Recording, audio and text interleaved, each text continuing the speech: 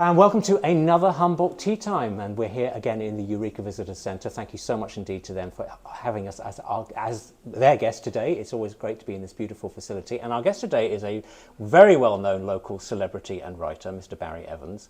And Barry has a very strange accent like mine.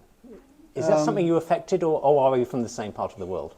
Well, originally, I come from Wales, Yeah. from Welsh Wales. But then, I grew up in Maidstone, Kent, Right. not too far from North London, where That's right, yes. you're from. Spitting distance. And went to college in London, down the Mile End Road, Yeah. in that.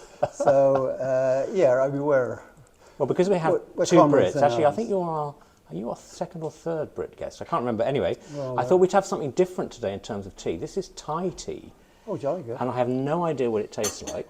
It's a very... Well, it looks lovely. It does. It's a nice bright orange colour. And Golly, I I'll think say. it might be, by the smell of it, it might have a sweetness to it. So you might not need sugar. But anyway, we will try this. I don't usually take sugar anyway. Well, there you so let's see how we go. We'll have some So- tea, Barry. So the spoons are a bit superfluous. Cheers, mate. Ooh. No, I'm not sure about that. Oh, it's oolong. Yeah, Yeah. it's good. Okay, well, if you like it, you're our guest, so that's all that matters. Now, Barry, Okay, yes, mate. you do actually write for Lost Coast as well, but your main passion is science. You've written a lot of books. You have a new book coming out, and I want to start by asking about your very cool T-shirt, because we've got it almost like the old titles to Doctor Who, perhaps. Yeah, Doctor Who. Back in the day. Yeah. Did you ever see the Carrie Mulligan Doctor Who episode? No, I probably did in the episode. Yeah, if you aren't in love with her now, you will be. Oh, okay. If you watch that. Anyway, the question was my shirt. No, this was the first James Webb Space Telescope image that was released almost a year ago. Cool. And I mean, this is, if you've been following this at all, this has been 25 years in the making. They launched this origami telescope, and about a month later, they sent this out. And It's very cool. this is, each of these is a galaxy in its own right, going back to not quite the earliest universe, but something like about 1 billion years after. Now, where we come from, Galaxy was a chocolate bar, wasn't it? Ah, galaxies. I remember A long time chocolate ago. bar, yeah. Well, Milky Way. Yeah. Anyway, yes. Now, you've told us a little bit, but tell us some more. What was your journey from the East End of London, or East Kent, to Eureka in Humboldt County? It's been that's quite a route. Yeah, via New Zealand. Yeah. I graduated in civil engineering. I consider myself a recovering civil engineer right now. And then back to England, to Canada, met Louisa Rogers. I usually introduce myself as Mr. Louisa Rogers. You should be interviewing her, I think. And we met in Vancouver in 1974. I went off traveling around the world. She moved to Boston. We reunited there. We got married. Then we were in Virginia. And I was doing a little bit of media stuff then. I was doing a little bit of radio stuff in Virginia. And then chance happened. I ended up in opening up an engineering office in Seattle, where I was managing it. I am not an manager. It took me 2 years to realize that. Oh yeah, hopeless, absolutely hopeless. Anyway, but at the time, I was taking classes on astronomy and cosmology. And I decided the best way to learn anything is to teach it. So I was teaching cosmology at the Bellevue Community College. And that's when I started writing about it. Actually, my first regular gig, we moved to Bellingham, Washington, which is somewhat similar to Eureka, Victorian seaport and everything. And Halley's Comet came along. 1986. And I was teaching a class at the Western Washington University. It was just a non-credit dropping class. And the editor of the Bellingham Herald called me and said, could you write something about Halley's Comet. I said, sure. He said, if you can relate it to Bellingham. Now, Halley's Comet, I don't know if you remember, but it's a tiny little fuzzball, This must have been 1986. Bellingham, yes, 86. And anyway, I just loved writing this thing. And then I went back to him and said, how about a regular astronomy column?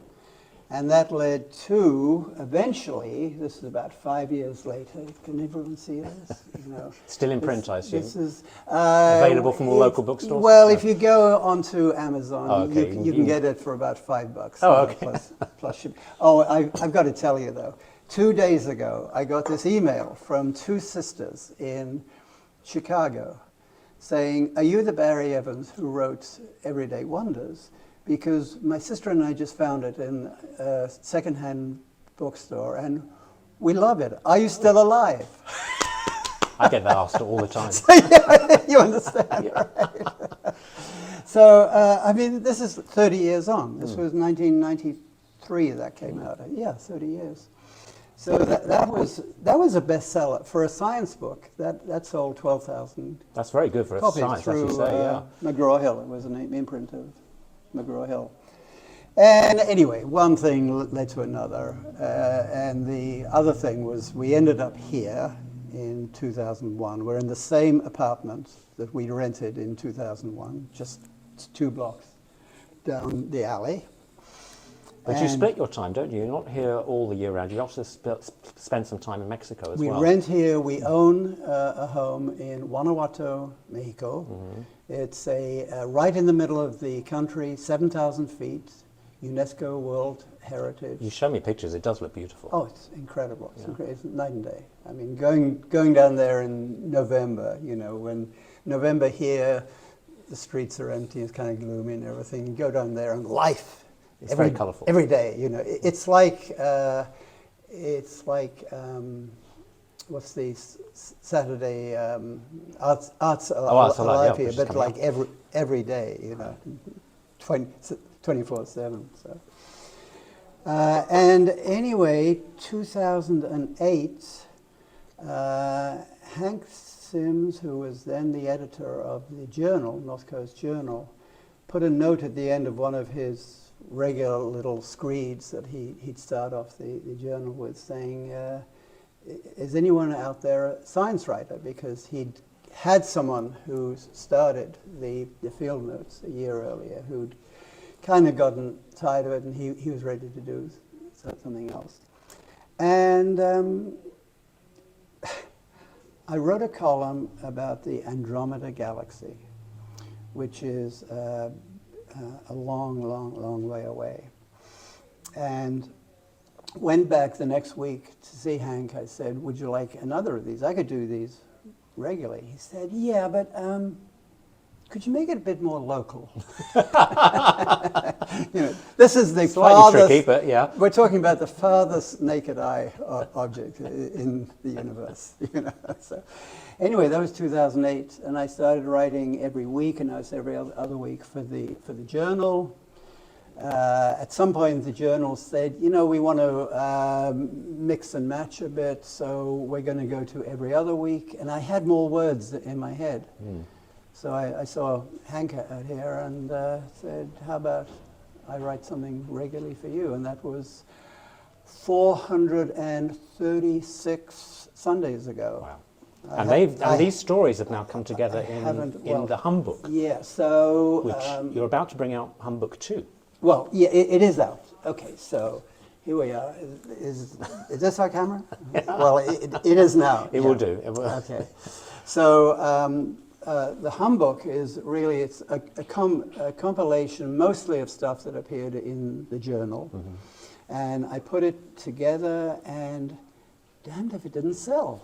I've sold about very popular. 500 and something of these, which for Humboldt is a bestseller. Yeah, absolutely. So everyone was saying, well, are we going to see another one? So here it is, Humbook 2. I didn't really have enough material to fill it, but I have a dear pal, Jerry Rhodey, who is Mr. Humboldt historian. So he contributed some of his old columns that he'd written long ago for something called the Redwood Record. It's long gone out of print. And between us, plus Louisa had been writing a little bit on the Get Out column for the journal. And but what I've got to show anyone watching that this is my first colour book. Can you see? Right, This is in colour, in living colour. So I'm so many of these things I already recognise. So exciting having. So what will people expect if they pick this up? What's it actually about? Well, it's the Humboldt bathroom reader. You know, you can read. It's got about 60 odd chapters, and you can read any of them in 5 minutes or so. Everything from the Tolort Island massacre to their cemeteries. I never saw a cemetery I didn't love. To the redwoods and the story of how redwoods were saved. My hero, have you heard of Laura Perrott Mahan? No, don't know that name. So Laura and James Mahan were the power couple here in Humboldt 100 years ago. I thought we were the power couple. This was 100 years ago. Okay. I'm not sure if you were... Well, just about. Anyway, we can thank them, especially Laura, for the fact that we have Founders Grove and Rockefeller Forest. The fact that Rockefeller chipped in $2 million, which was a lot of money in the 1920s. That only 5% of the original redwoods are still standing, but could have been none. Yeah. So the Humbook 2 is out now. What's next for Barry? What's your next project? Oh, God. You were out filming this weekend with your drone for the kinetic race. I was. And you got into trouble yet again, Yes. as you tend to do, Barry. Yes. Well, I noticed that. I was one of a lot of drones. I don't think I was the one. Someone commented that there was a drone that was too close to the... saw that. To the copter, the rescue copter. Don't think it was mine. I was at bridge level, and unless the chopper was planning on flying right through the bridge, then Probably unlikely. I think we were safe. Yeah, I think they do that. They do it in the Bay Area. But not here. you know, it was actually a wake-up call, because not only is this about being safe, but it's about being seen to be safe. And if it looks like you're flying irresponsibly, you shouldn't be flying. So I've got that. Okay. In my head, yeah. But I don't want to drag up too many controversies. But there was a slight problem with a fire a few years ago, and a slight problem with a fish. Blimey. Sorry, I think our viewers do know who Barry Evans is. Well, every so often, you know, I'll introduce myself and say, "Oh, the fire guy." Yeah. No, we had a front page story about the fire we started. 499 acres, which isn't a big fire, but another little... Well, thank heavens for insurance, I suppose. AAA insurance, our renter's insurance. There you go. Covered that, yeah. You can read all about it if you go into the... Is that going to be in Humbook 3? The archives. And, No, probably not. You know, I thought that was a dead issue, but apparently... Oh no, but we always like to drag things up from wherever we can find them, Barry. Well, it's great to see you. Great to talk to you, as always. I hope the Humbook 2 is successful. But you actually have another series with the notes. The field notes, were into... So after I'd published, or had written the first 80 field notes for the journal, I put them into an anthology and called the book Field Notes. But they have great titles in the subsequent ones. And then, do you know who Jim Dodge is? Nope. Well, everyone else will know who Jim Dodge is. We were doing a book signing. I said, I don't know what to call my next anthology. He said, well, obviously, Son of Field Notes. Yeah. So we went to Sonnefield Notes. Then the next one was Bride of Field Notes. Then we had Revenge of Field Notes, and the fifth one is Curse of Field Notes. So, Well, I don't think it's cursed. You see, there's a. I absolutely see where you're going here, Barry. Well, how's the tea? Do you like Brilliant. the Thai? Do you like the Thai tea? I like it, and you drank all of I yours, did. so I it wasn't too couldn't sure be- about that. couldn't be too There's a bad. sweetness to it. I didn't really like. Yeah, I like it. Anyway, Barry, it's great to have you as our guest. Congratulations on the new book. Congratulations on everything that you're working on, and Thank you. hopefully we'll see you again very, very soon. And thank you for joining us for another Humboldt Tea Time. Thank you very much indeed to the Eureka Visitor Centre for having us as their guest today, and we'll look forward to seeing you on another Humboldt Tea Time very soon. Bye-bye. Jolly good show. Joy. Thank you, mate. Thank you.